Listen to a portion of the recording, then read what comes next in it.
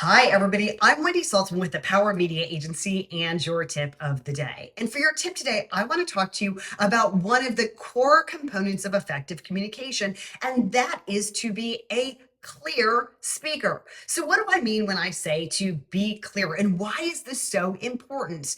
Time and time again, whenever I am at networking events or I'm talking to people and asking what do they or their company do, I get responses where people are just trying to seem so intelligent and nothing they're saying is actually making any sense. Perhaps they are using jargon or terms that they think makes them sound like an intellectual, but the result is they are just confusing everyone around them. And if you do that, people are going to walk away not knowing what you just said. So it is important to be clear when you are speaking.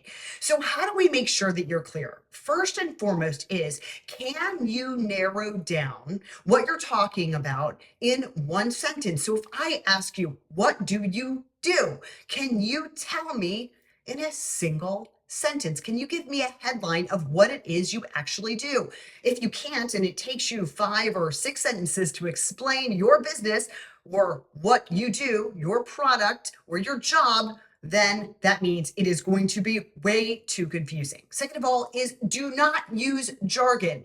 Don't use these terms or concepts that you think are so high level and make you look like an intellect, because if your audience doesn't understand what you were talking about, if they don't know that terminology that you're using, they are just going to get lost. They're going to be so stuck in trying to understand what you said, they're not going to be taken away anything valuable from what you are explaining. And third is to look at how you are outlining your information. Whether you are giving a talk, a presentation, or a pitch, is it organized in a way that makes sense? Are you telling a story that follows a storyline which people can follow along with? Because if you can't, and you're jumping from this point to this point to this point to this point, again, you will confuse your listener and they will end up getting lost and tune out. So for your tip of the day today, make sure that you are being clear when you are communicating to have the most impact.